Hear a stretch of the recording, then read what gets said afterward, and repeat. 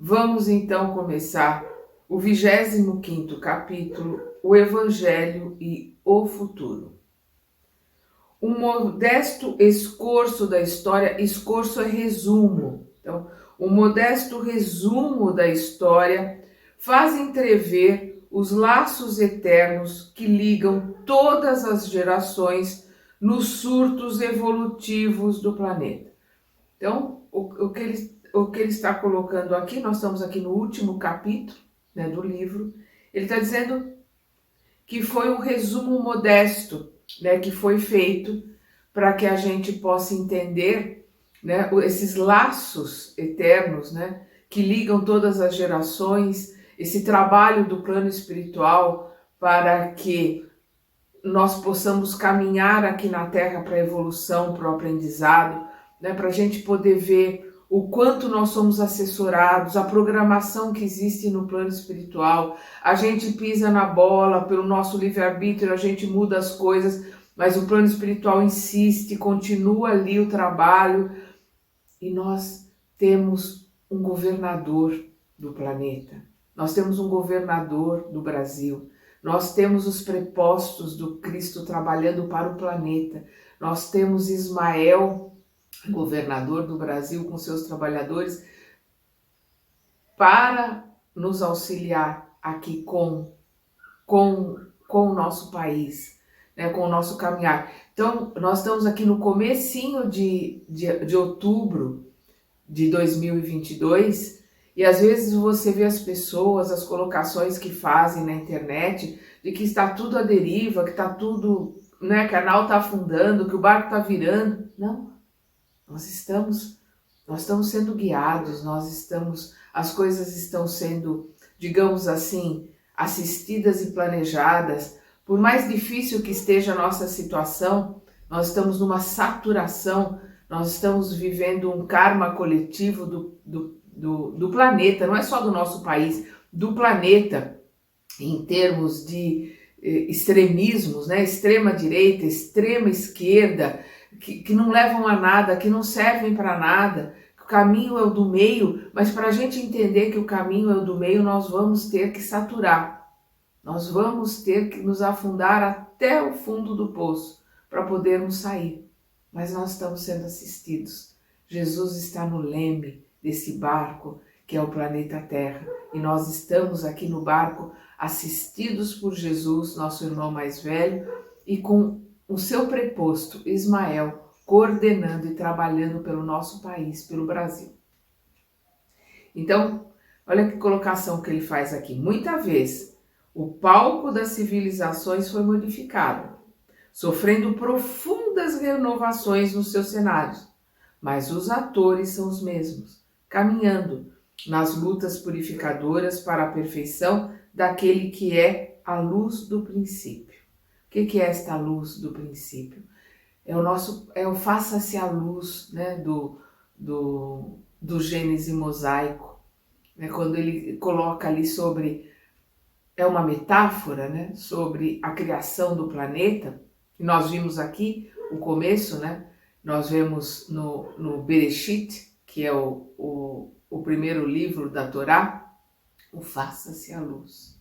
E é o que ele está colocando aqui, para a perfeição daquele que é a luz do princípio, porque nós fomos criados por Deus, que é a luz maior, né? Como está lá no livro dos Espíritos, que é a perfeição, que é todo poder, que é todo justiça, que é todo misericórdia. Nós somos criados por Deus, nosso planeta também, criado por Deus e entregue a um espírito escolhido, que é o nosso Cristo planetário, que é o governador do nosso planeta, que quando veio aqui para nos ajudar, teve o nome de Jesus. Eu vou repetir. Muita vez, o palco das civilizações foi modificado.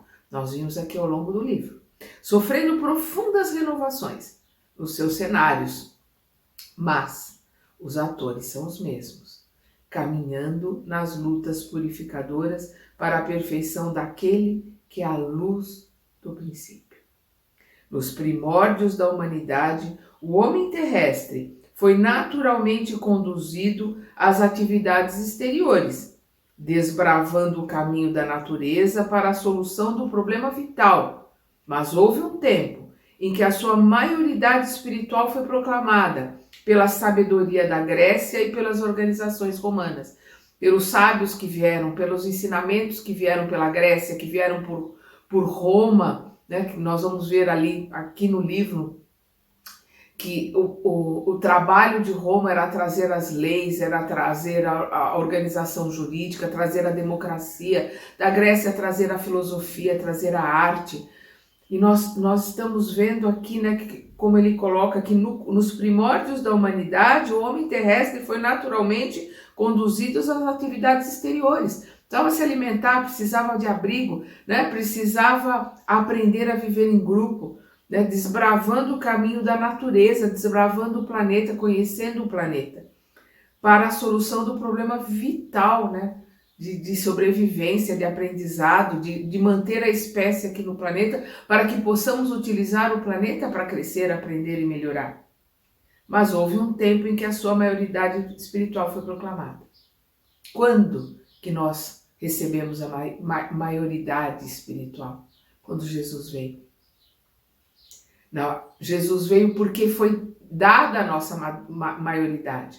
Nós já tínhamos condições de entender os seus ensinamentos, já tínhamos recebido a primeira revelação, né? Ou como os judeus falam, a primeira aliança, que foi a de Moisés. Aí nós estávamos com capacidade para entender a segunda revelação, que é a Boa Nova, o Evangelho do Cristo. Se nós não aprendemos até hoje, são 2000 anos da sua revelação, é porque nós não queremos, é porque nós somos preguiçosos, porque nós vamos empurrando a vida com a barriga. Porque condições de estudar, de aprender, de assimilar, de colocar em prática, nós temos. Nesses 2000 anos, nós temos essas condições e não o fizemos porque não quisermos. É o nosso livre-arbítrio e Deus respeita o nosso livre-arbítrio. Nós vamos crescer no nosso passo. Nós vamos caminhar no nosso passo. Demore o tempo que demorar, nós chegaremos à angelitude, porque isso é um determinismo de Deus. E é isso que nos tranquiliza. Jesus não vai perder uma única ovelha. Se todas as 99 estiverem com ele, uma estiver desgarrada, ele vai atrás desta uma. Então esta é a nossa tranquilidade. Nós seremos, como está na questão 540 do Livro dos Espíritos, todos nós seremos anjos um dia. Nessa época, a vinda do Cristo, a maioridade, né? Nossa, nessa época, a vinda do Cristo ao planeta assinalaria o maior acontecimento para o mundo, uma vez que o Evangelho seria a eterna mensagem do céu, ligando a terra ao reino luminoso de Jesus. O que ele está colocando aqui? Né? A nossa maioridade teve a vinda do Cristo. E o Cristo trouxe a boa nova, o Evangelho, Evangelho quer dizer boa nova, né? Uma boa notícia. O Evangelho do Cristo seria a eterna mensagem do céu, a eterna mensagem dos planos superiores para nós aqui na Terra. E nós estudaremos esse Evangelho do Cristo pela eternidade, porque nós somos imortais. Nós não somos eternos porque fomos criados, mas somos imortais porque nós não morreremos nunca. Nós temos a eternidade para estudar, para aprender. E vamos estudar o Evangelho do Cristo pela eternidade. É o que ele coloca aqui. A vinda do Cristo ao planeta assinalaria o maior acontecimento para o mundo, uma vez que o Evangelho seria a eterna mensagem do céu, ligando a terra ao reino luminoso de Jesus, na hipótese da assimilação do homem espiritual.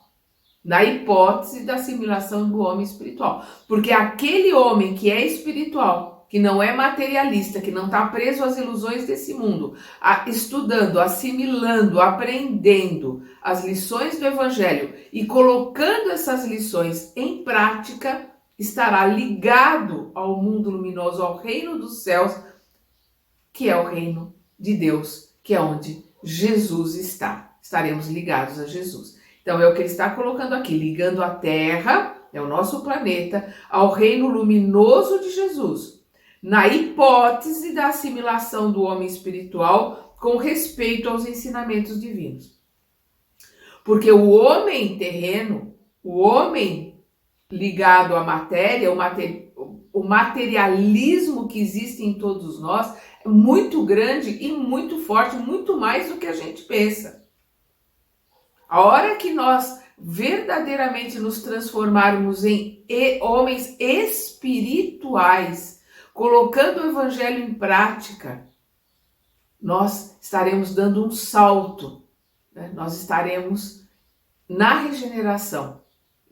Quando começar a regeneração, nós estaremos nessa modificação. Por enquanto nós estamos na transição, e a hora que nós assimilarmos todos esses ensinamentos, deixarmos de ser homens materiais para sermos homens espirituais, nós estaremos já começando a regeneração, e quando estivermos regenerados, nós estaremos encerrando a dualidade em nós do bem e do mal, para que possamos, com o bem pleno, não precisando mais trabalhar dentro de nós a dualidade, porque ela não existirá mais, estaremos começando a entrar num planeta ditoso, né? Começaremos a entrar nos mundos felizes, onde estaremos só nos aprimorando.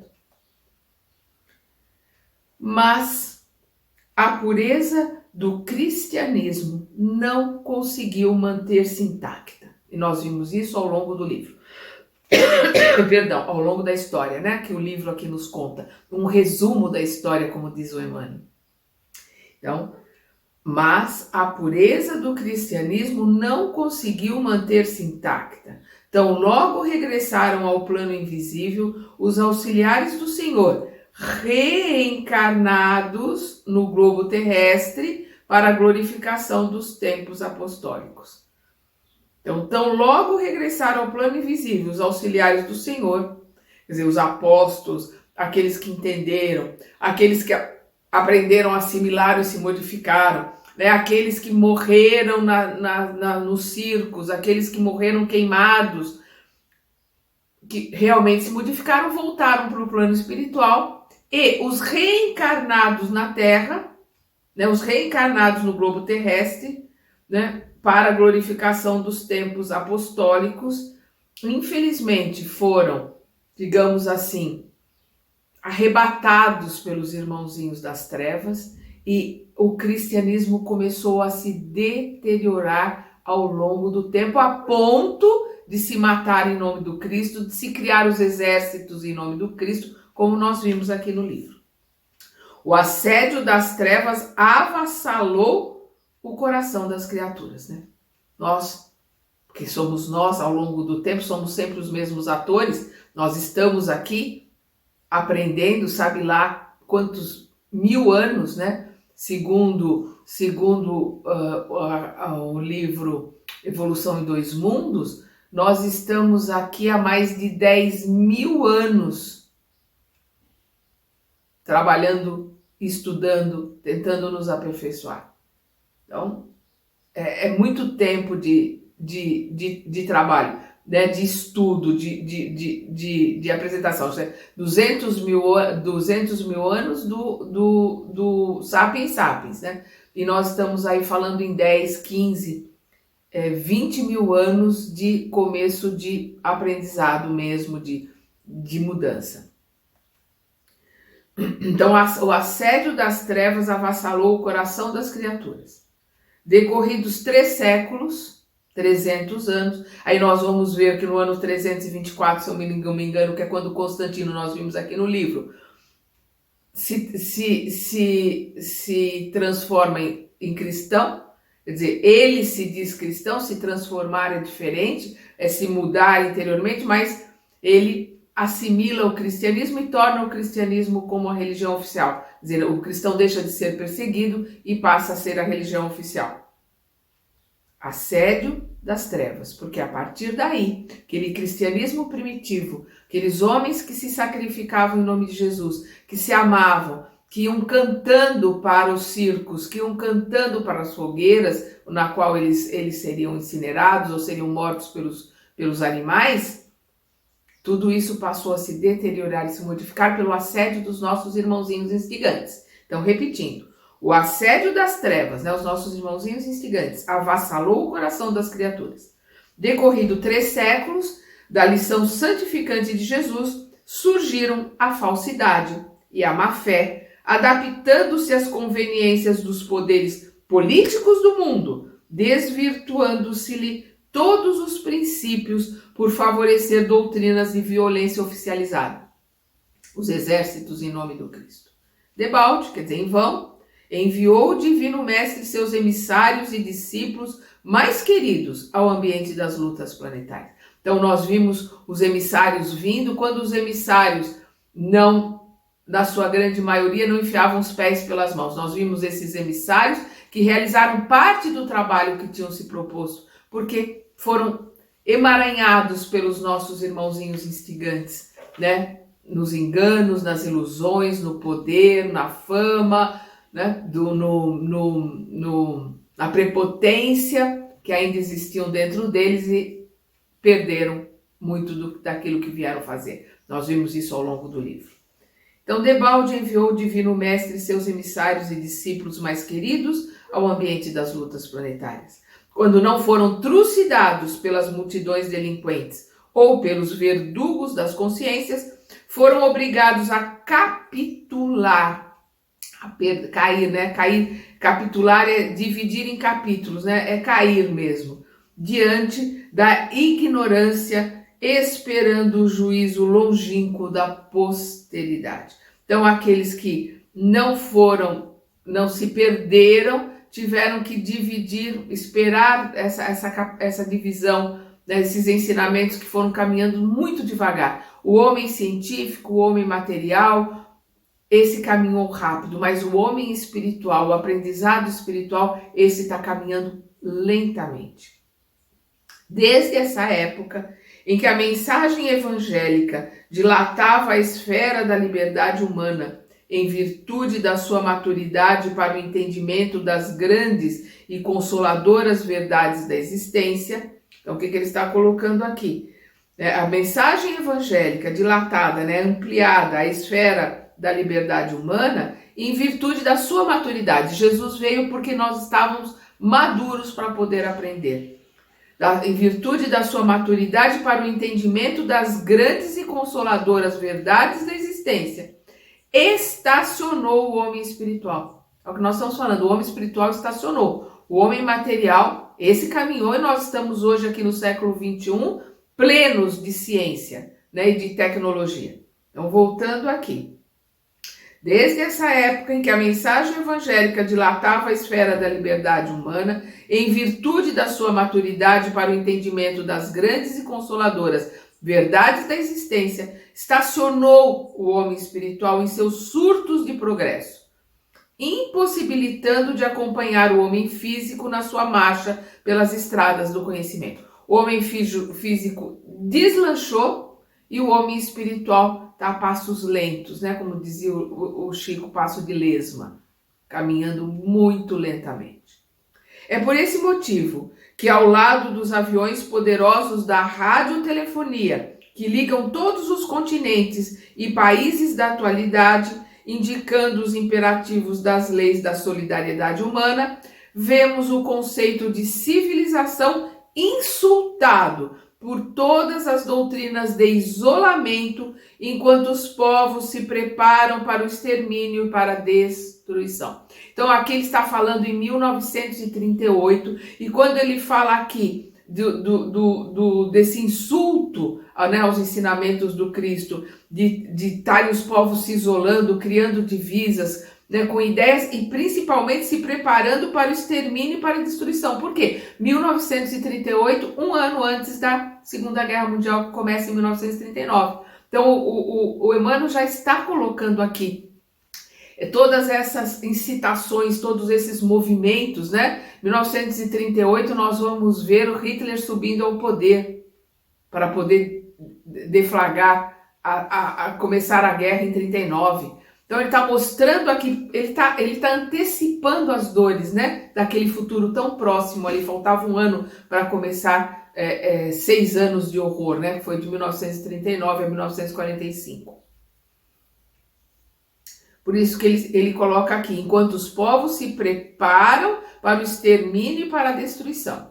É ainda por isso que em nome do Evangelho se perpetram todos os absurdos nos países ditos cristãos. Absurdos, né? As cruzadas, a Inquisição, matar o outro em nome do Cristo, são absurdos. A escravidão, são coisas absurdas que nós fizemos ao longo do tempo que o Emmanuel resumiu aqui nesse livro. A realidade é que a civilização ocidental não chegou a se cristianizar. Infelizmente, essa é a grande verdade. Nós não nos cristianizamos. Nós nos dizemos cristãos, mas não colocamos os ensinamentos do Cristo em prática.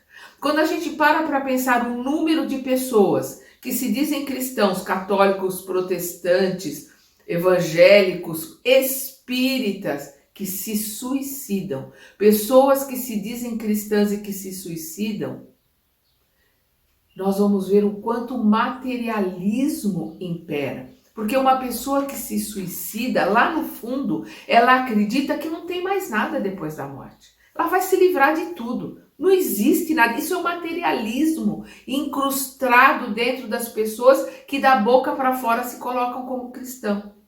Porque aquele que acredita nos ensinamentos do Cristo, aquele que tem, principalmente o espírita, que tem o conhecimento da vida após a morte, que a verdadeira vida é no plano espiritual, que tem os ensinamentos dos espíritos sendo trazidos através de inúmeras obras, para lhe mostrar que a vida continua, e ele se suicida, é porque o materialismo imperou lá dentro. Ele acredita piamente que vai se livrar de tudo, porque não existe nada depois da morte. É nisso que ele acredita, por isso que ele se suicida.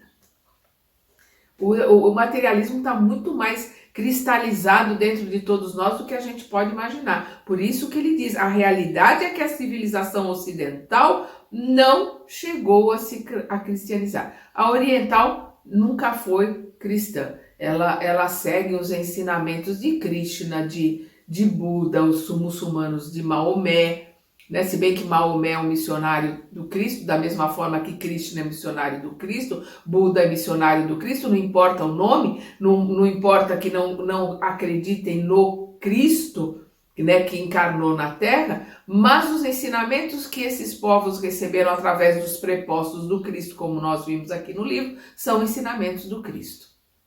Mas, como ele coloca aqui, a realidade é que a civilização ocidental não chegou a se cristianizar.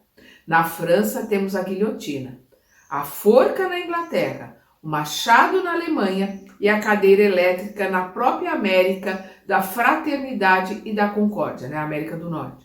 Isto para nos referirmos tão somente às nações supercivilizadas do planeta.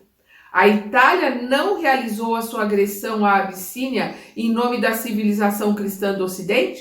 Aí vamos lembrar que a primeira vez que a Itália ela invade a Abissínia, onde hoje é a Etiópia, ela perde. Foi em 1896, eles perdem, eles invadem a Abissínia, depois passa a se chamar Etiópia, são derrotados e a Itália realiza um tratado de paz em 1896, né, com os abissínios.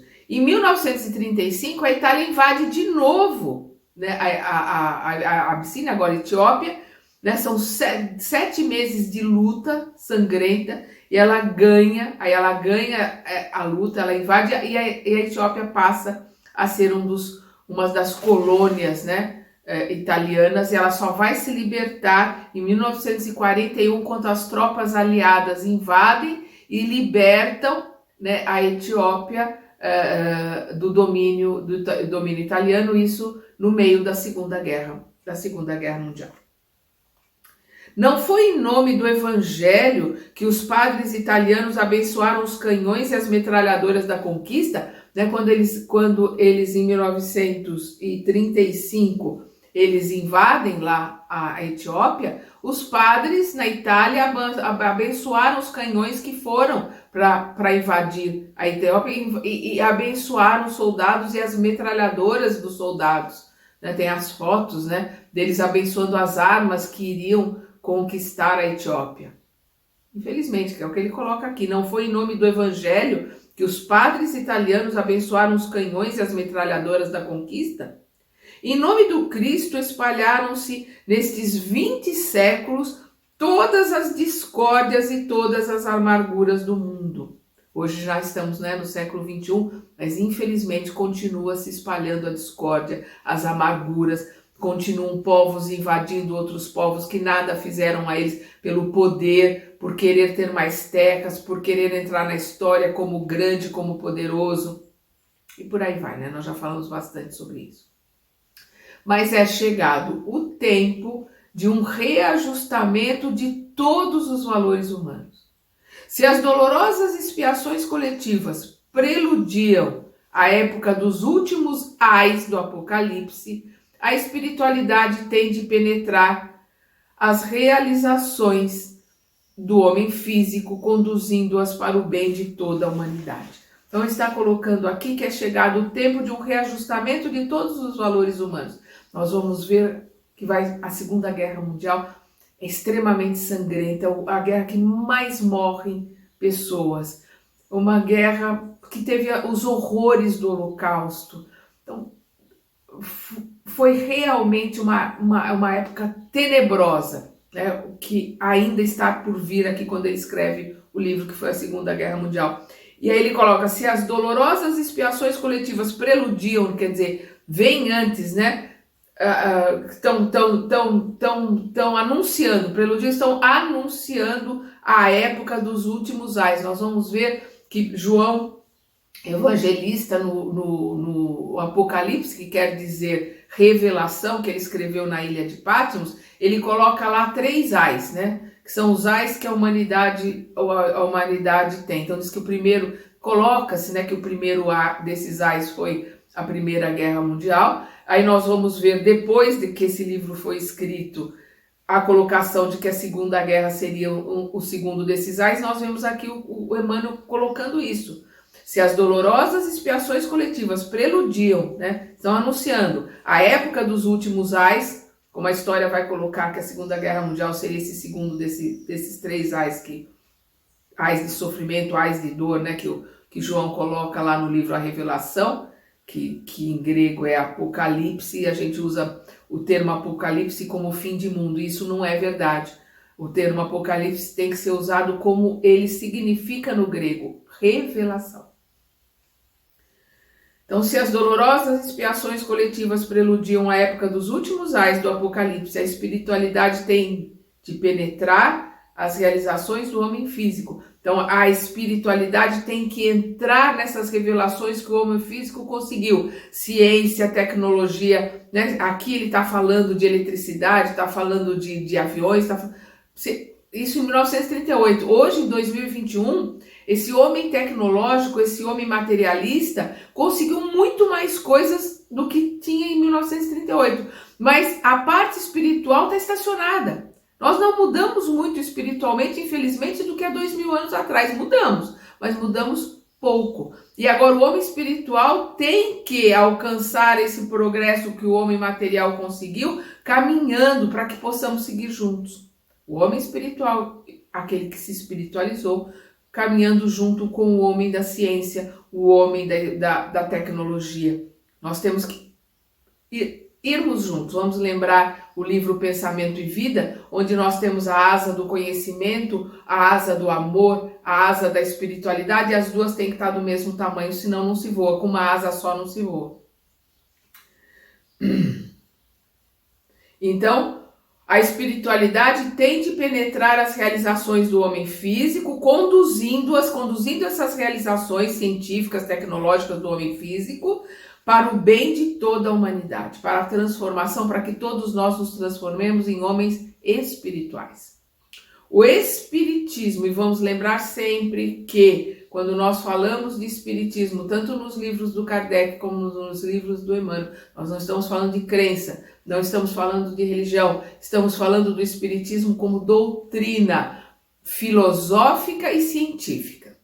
Então, o espiritismo, na sua missão de consolador, porque a terceira revelação é o consolador prometido por Jesus, por isso não é religião, é ciência, é filosofia.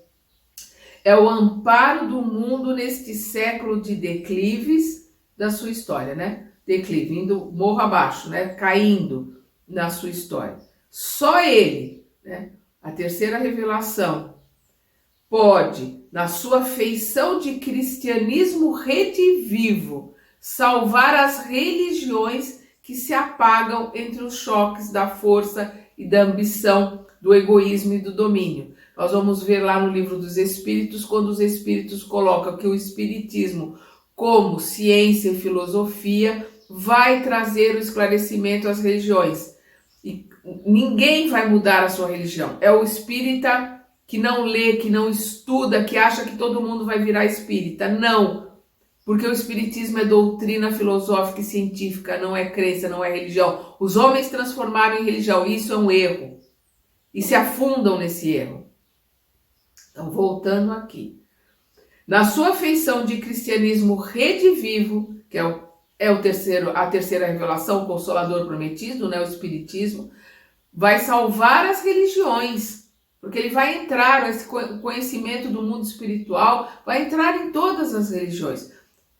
Salvar as religiões que se apagam entre os choques da força e da ambição. Todas as religiões se diminuíram através do tempo, se afastando dos seus ensinamentos, das suas colocações primitivas, né? Dos seus primórdios. Salvando as religiões que se apagam entre os choques da força e da ambição, do egoísmo e do domínio da materialidade, da ilusão desse mundo, apontando ao homem os seus verdadeiros caminhos. No seu manancial de esclarecimentos, que é o que a doutrina traz, poder-se-á beber a linfa cristalina das verdades consoladoras do céu, preparando-se as almas, né? A linfa é o líquido branco e nutritivo que circula nos vasos linfáticos, né? Pode ser colocada na linguagem poética também como a água pura, né? Como a água cristalina. Então, poder-se-á beber a linfa cristalina das verdades consoladoras do céu, preparando-se as almas para a nova era. São chegados os tempos em que as forças do mal serão compelidas a abandonar as suas derradeiras posições de domínio. Ele está colocando isso em 1938. Hoje, em 2021, com tudo que está acontecendo, com tudo que já aconteceu e que está acontecendo, nós sabemos que os tempos são chegados. Nós estamos no meio da transição. Nós estamos vivendo momentos difíceis, mas também momentos de grande aprendizado, de grande transformação. E nós temos que trabalhar a nossa reforma íntima, o nosso vigiar e orar, para que nós possamos fazer parte daquele que transforma para melhor, daqueles que estão trabalhando para o bem, daqueles que estão ajudando os trabalhadores do Cristo na mudança para o bem e para o melhor. E não daqueles que querem ver o circo pegar fogo. Não, que se a gente bobear, nós achando que estamos trabalhando para o Cristo, estamos trabalhando para os nossos irmãozinhos trevosos. Haja vista o que a gente vê nas redes sociais, o que a gente vê nas questões políticas, né? Nós estamos aqui no meio de eleições, em que as pessoas estão se degladiando, literalmente se matando. Famílias se brigando, se desassociando por redes sociais, por ideias e por partidos que não levam a nada, porque são construções dos homens para digamos assim, para o seu bem próprio, para a cristalização, infelizmente, a maioria dos políticos, salvo raríssimas exceções, estão lá para ficar ricos, estão lá para conseguir o poder, estão lá para manter o pobre cada vez mais pobre e o ignorante cada vez mais ignorante. São raríssimas as exceções daqueles que estão na política para verdadeiramente transformar para melhor o planeta. Então nós precisamos entender que estamos vivendo momentos difíceis de transição. Mas como disse Maria, tudo passa. Isto também passará. Então voltando aqui. São chegados os tempos em que as forças do mal serão compelidas a abandonar as suas derradeiras posições de domínio nos ambientes terrestres. E os seus últimos triunfos são bem o penhor de uma reação temerária e infeliz, apressando a realização dos vaticínios sombrios que pesam sobre o seu império perecível.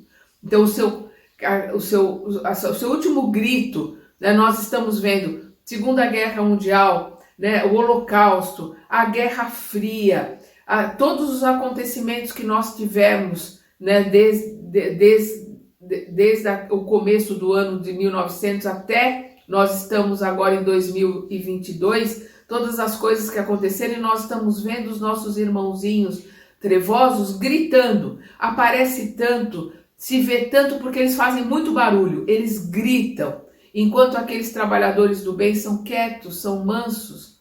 Então a gente ouve muito mais os gritos dos horrores que os nossos irmãozinhos trevosos estão realizando, porque eles estão nos seus estertores. Porque com a renovação, com a regeneração, quando nós começarmos a regeneração, eles estarão diminuídos, o bem estará, o mal vai continuar a existir? Vai, mas não vai dominar, não vai comandar, porque até hoje quem comanda é o mal. Quem comanda o planeta Terra são os irmãos trevosos. Quando nós começarmos a regeneração, eles ainda estarão no comando. Conforme a regeneração vai avançando, eles vão diminuindo cada vez mais o seu poder e o bem vai sobressaindo. Por isso que eles estão gritando tanto. Eles estão nos seus estertores, porque estão vendo que estão perdendo o seu domínio. Por isso tanta gritaria, por isso tantas coisas que nos assombram, tantos males e tantos malefícios e tantas coisas hediondas que nos assombram, porque são os estertores, são os últimos gritos dos nossos irmãozinhos trevosos com o poder, com o domínio, com o comando do planeta Terra. Ditadores, exércitos, hegemonias econômicas, massas versáteis e inconscientes, guerras inglórias, organizações seculares passarão com a vertigem de um pesadelo. Ainda não passaram.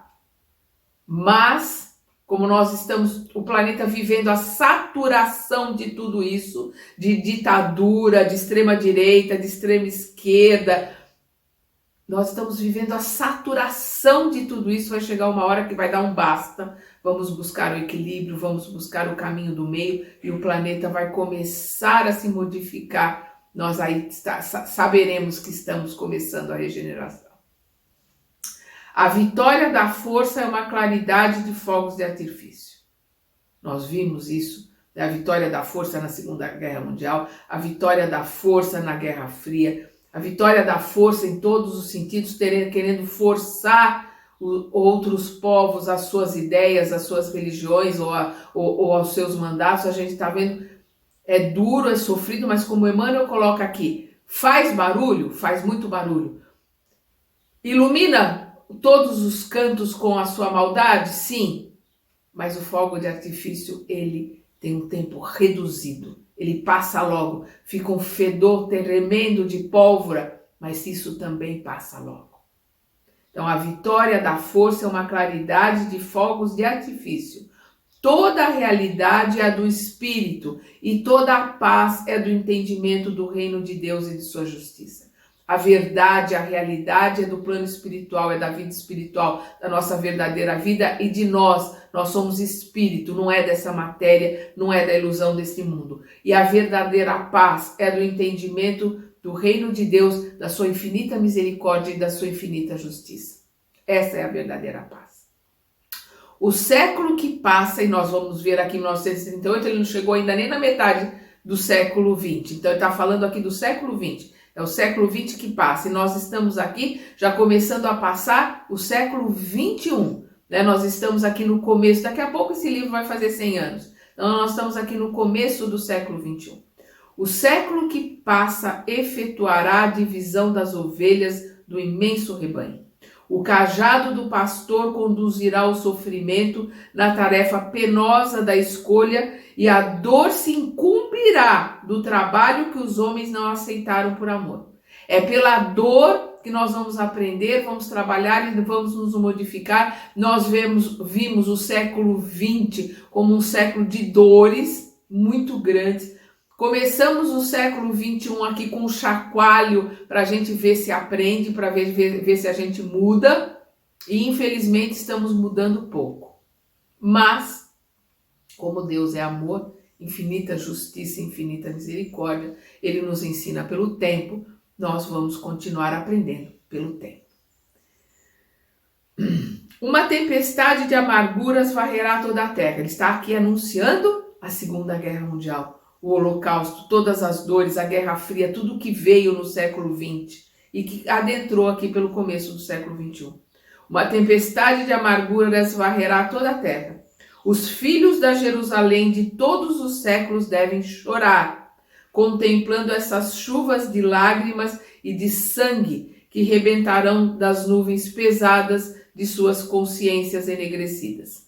Então ele faz uma metáfora aqui, né? Essa chuva de sangue e de dor, né, que vem não de nuvens pesadas, mas de consciências pesadas e enegrecidas, as nossas consciências pesadas e enegrecidas, através dos milênios, a gente vem atravessando todos os ensinamentos, todas as lições, todos os missionários que vêm nos trazer esses ensinamentos, os nossos mentores, aqueles que nos amam, que procuram nos ajudar e nos modificar, e nós somos teimosos, rebeldes, continuamos ali batendo o pé no erro, continuamos teimando em não aprender. Então, pela dor, infelizmente, nós nos transformaremos. Condenada pelas sentenças irrevogáveis de seus erros sociais e políticos, a superioridade europeia desaparecerá para sempre como o Império Romano, entregando à América o fruto das suas experiências com vistas à civilização do porvir. A gente vê, né, os europeus que montaram a América, principalmente a América do Norte, que é a que ele mais fala como supercivilização, como conhecimento, e também os europeus montando, né, e vindo para a América do Sul, né, portugueses, espanhóis, holandeses pouco, mas portugueses, espanhóis, e depois nós vemos com a Segunda Guerra Mundial virem para a América do Sul, principalmente alemães, poloneses, japoneses, né, que vêm colonizar aqui e transformarem, né, a América do Sul numa região mais miscigenada, né, mais misturada de vários povos, mais até do que a América do Norte. Vamos lembrar que o Emmanuel coloca aqui no livro América do Norte como cérebro, né, como ciência, como tecnologia, e a América do Sul como coração, que irá abarcar, né, abraçar todos os povos. Vive-se agora na Terra um crepúsculo. Vamos lembrar, ele está aqui no amanhecer, né, da Segunda Guerra Mundial. Todas as coisas estão se desenrolando ali em 1938, porque esse livro é de setembro, ele terminou de escrever em setembro de 1938, se eu não me engano. Nós estamos ali com todas as peças do tabuleiro se montando para a Segunda Guerra Mundial. Vive-se agora na Terra um crepúsculo, né, ao qual sucederá a profunda noite. E nós vimos essa noite, né, desse 1939 até praticamente o final do século XX, nós vimos não só a Segunda Guerra Mundial, não só o Holocausto, não só a Guerra Fria, mas vimos Vietnã, Coreia e várias outras guerras e várias outras carnificinas e várias outras colocações terríveis pela qual a Terra passou. Vive-se agora na terra um crepúsculo ao qual sucederá profunda noite. E o século 20 e ao século 20, já terminou, compete a missão do desfecho desses acontecimentos espantosos. Então ele está colocando aqui as mudanças que ocorrerão a partir do século 21, que está começando agora. Todavia, os operários humildes do Cristo, ouçamos a sua voz no âmago da nossa alma. Né? Espero que que sejamos mesmo humildes operários do Cristo. Infelizmente, falo por mim, ainda tenho muito orgulho, muita vaidade, muita prepotência, muita coisa para mudar, muita coisa para aprender. Mas chegaremos lá. Todavia, os operários humildes do Cristo, ouçamos, né? Ele está colocando aqui todos nós, como esses operários, a sua voz, a voz do Cristo, no âmago da nossa alma, lá dentro, no íntimo da nossa alma. Palavras do Mestre. Bem-aventurados os pobres de espírito, porque o reino de Deus lhes pertence. Bem-aventurados os que têm fome e sede de justiça, porque serão saciados.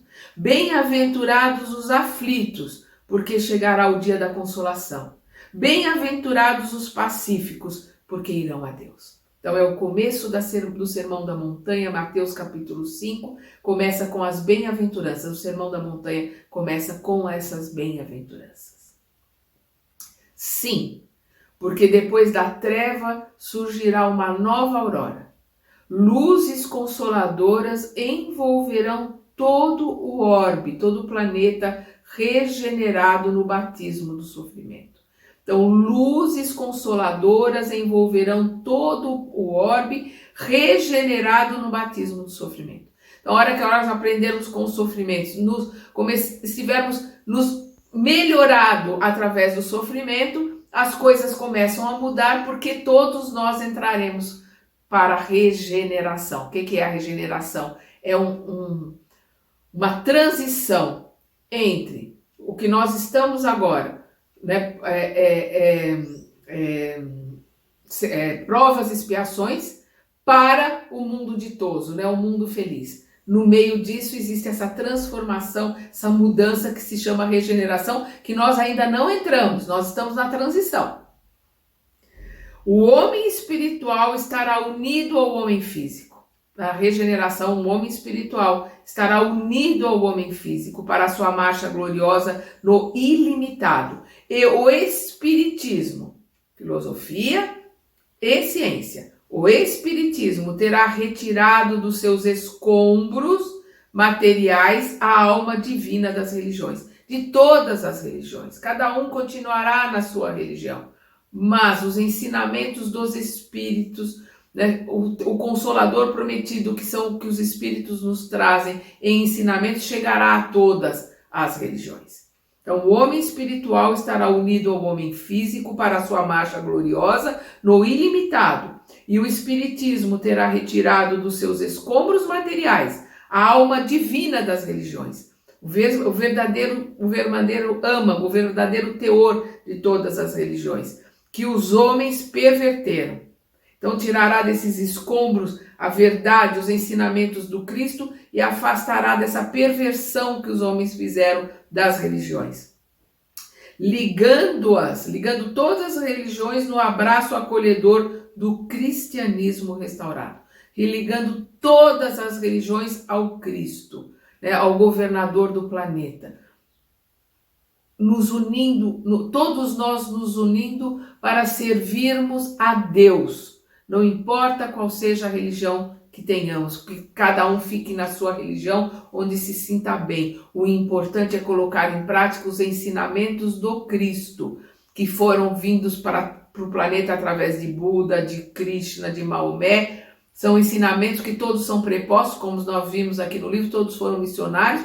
Um ou outro se perdeu no caminho, mas todos missionários, para trazer os ensinamentos do Cristo, o governador do planeta. Trabalhemos por Jesus, ainda que a nossa oficina esteja localizada no deserto das consciências. Mesmo que a gente esteja não existe nada mais vazio, nada mais inóspito do que o deserto. Seco, quente, gelado à noite, não existe nada mais inóspito do que a figura do deserto. Então olha que colocação linda que ele faz.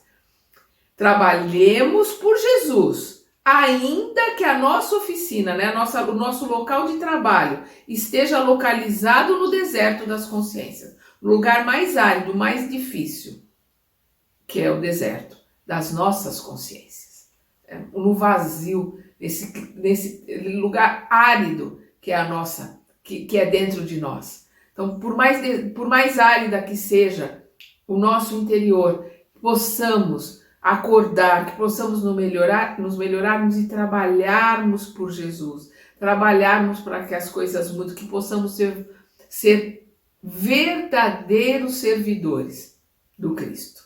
É isso que ele coloca aqui. Isso é lindo. Trabalhemos por Jesus, ainda que a nossa oficina esteja localizada no deserto das consciências. Todos somos chamados ao grande labor, né, ao grande trabalho.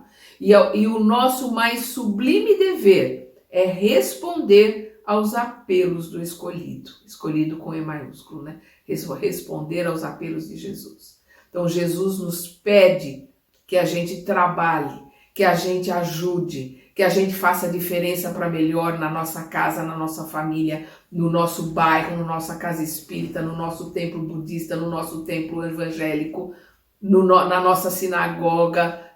Não importa aonde, nós temos que acordar e trabalharmos para Jesus, porque Ele está nos pedindo este trabalho. Nós vamos colocar o que não? Eu estou ocupado. É isso que a gente faz. Infelizmente é isso que a gente faz. Não, eu não posso, eu estou ocupado. Eu tenho que pagar as contas, eu tenho que comprar um carro novo, eu tenho que trocar de casa, eu tenho que pagar a faculdade do meu filho, eu tenho que ajudar meu neto. Quando eu tiver tudo resolvido na materialidade, quando eu tiver dinheiro sobrando, aí eu vou pensar em ajudar o Cristo. Aí a vaca foi pro brejo. Nós temos que acordar que a verdadeira vida é espiritual. Nós somos espírito. Estamos aqui, como diz o Emmanuel, num pernoite. É um pernoite, não é nem um dia inteiro, é um pernoite numa estalagem precária. É só um pernoite, é um estalar de dedo que nós estamos aqui. Isso aqui é uma ilusão, é só para o aprendizado. E a gente se perde nessa ilusão. Todos somos chamados ao grande labor e o nosso mais sublime dever é responder aos apelos do escolhido. É responder aos apelos do Cristo, do nosso Mestre, com um grande sim. Eu vou servir, eu vou ser útil. Revendo os quadros da história do mundo, sentimos um frio cortante neste crepúsculo doloroso da civilização ocidental. Lembremos a misericórdia do Pai e façamos as nossas preces. A noite não tarda. E nós vemos aqui, né? Ele está pronunciando aqui essa noite escura que vai ali de 38 até esse começo do século XXI. A noite não tarda e no bojo de suas sombras compactas não nos esqueçamos de Jesus, cuja misericórdia infinita, como sempre, será a claridade imortal da alvorada futura, feita de paz, de fraternidade e de redenção. Então ele fala aqui que estávamos no crepúsculo, depois do crepúsculo vem a noite, a hora mais escura é a meia-noite, quando é o marco da noite, né? É a meia-noite. A partir daí, começa bem devagar uma aurora, começa bem devagar o clarear, né? E nós vamos para o amanhecer. E é onde nós estamos agora. Ele fala, 1938, o começo, estamos ali no crepúsculo, né? O apagar das luzes, né? O crepúsculo é o fim do pôr do sol, né? É quando o sol está encerrando ali e começa a noite escura. Aí ele coloca a noite mais escura vem e nós estamos agora, a partir da noite mais escura, nós estamos começando pós-meia-noite. Então nós estamos começando 1h da manhã, ainda está muito escuro, mas estamos caminhando para uma aurora. Daqui a pouquinho talvez daqui uns 100 anos, 200 anos, a gente esteja começando a ver as primeiras luzes da aurora, né? As primeiras luzes do amanhecer do novo dia. As coisas mudando, as coisas se transformando, começando a regeneração mesmo, para valer. Estando em regeneração. Vamos agora, né, para a conclusão deste livro maravilhoso, como todos os livros do Emmanuel, mas este livro é um livro que é muito marcante, principalmente no que nós estamos vivendo agora, né? Esse livro nos dá essa tranquilidade, né, do governo, essa tranquilidade do plano espiritual estar junto conosco aqui na programação para que as coisas melhorem, para que a gente caminhe verdadeiramente como homem espiritual, né? Não como homem material, mas como homem espiritual, a gente caminhe para começar a ver essa aurora e ver o amanhecer do novo dia, da transformação da Terra para a regeneração. Conclusão. Meus amigos, Deus vos conceda muita paz.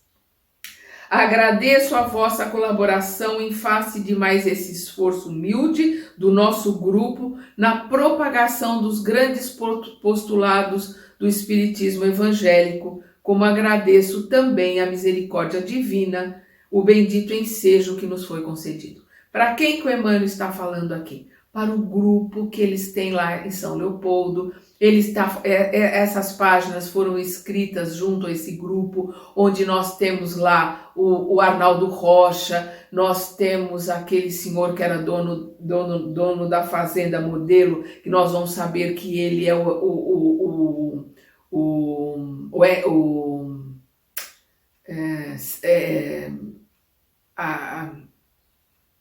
Écio Lúcio, como é que é? O Cleo Lúcio, né, do livro Renúncia, que o Arnaldo Rocha é o Tassiano,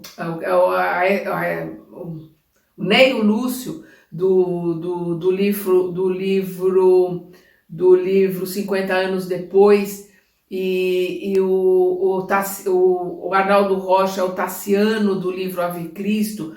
Aqui, em 1938, ele ainda não escreveu os seus romances, ele ainda não tinha, ele vai falar aqui, ele ainda não tinha autorização para escrever, então ele está pedindo essa autorização aos planos superiores para ele escrever, que esses livros vieram depois.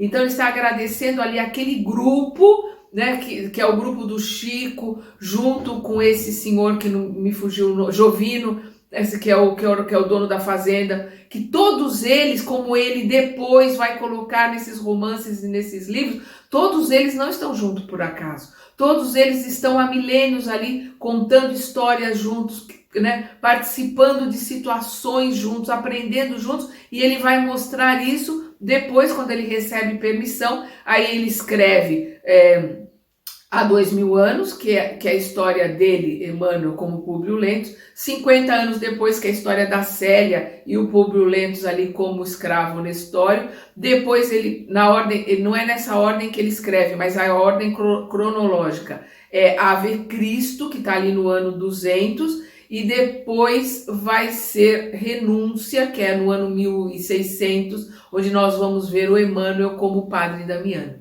E todos eles que estão ali naquele grupo, né, de São Leopoldo, ali em Minas Gerais, aquele grupo todo esteve reunido em todas essas histórias, estão reunidos ali, e é a eles que ele está agradecendo pela ajuda para escrever esse livro.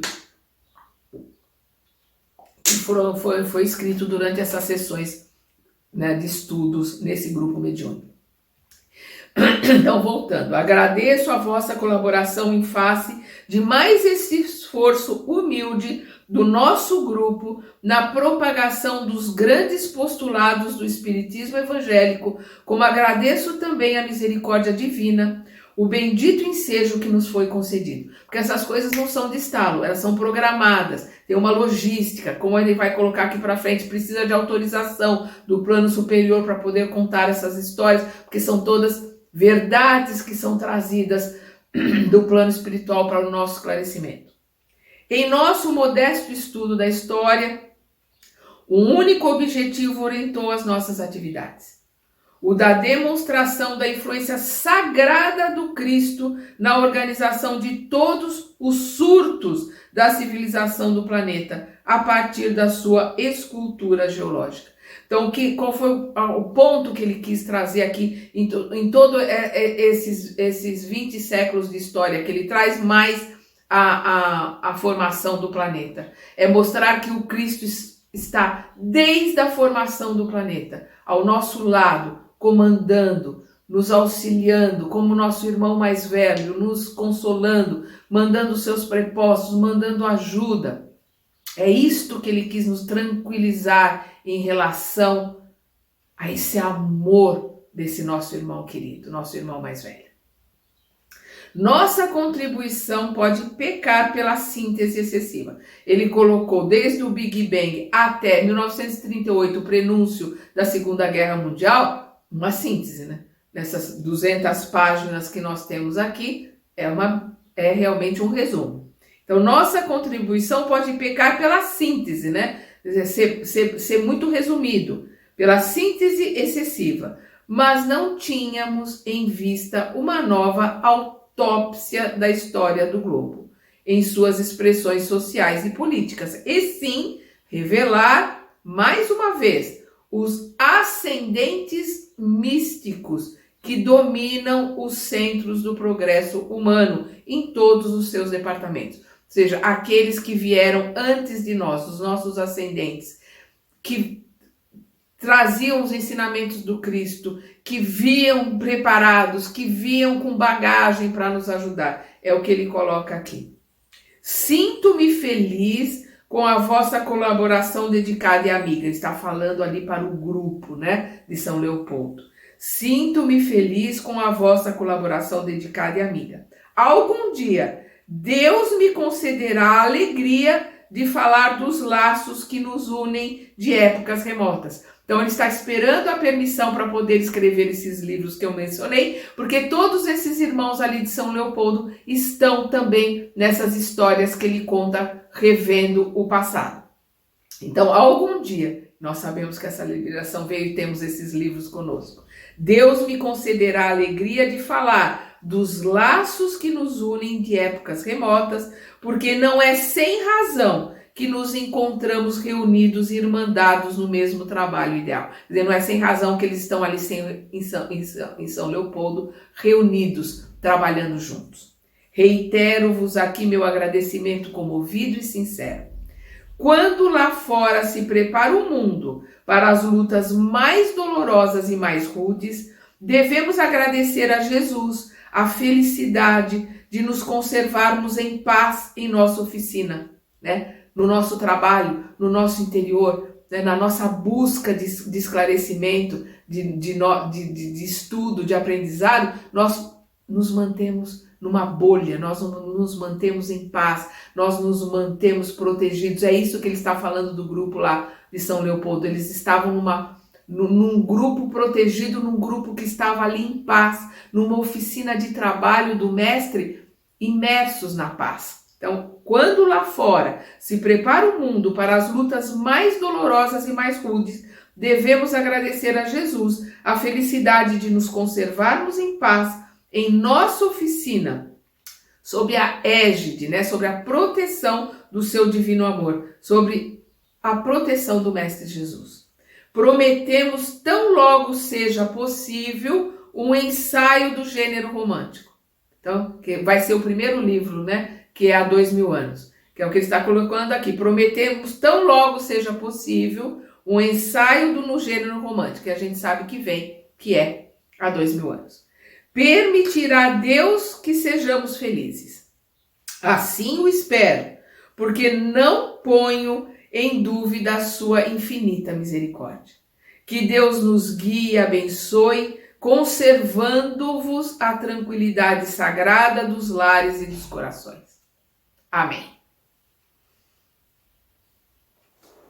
Emmanuel. Mensagem recebida em 21 de setembro de 1938. Assim nós encerramos esse livro maravilhoso, mais um estudo aqui no nosso canal. E vamos continuar estudando juntos, porque nosso próximo estudo do Emmanuel vai ser Vida e Sexo. Até lá!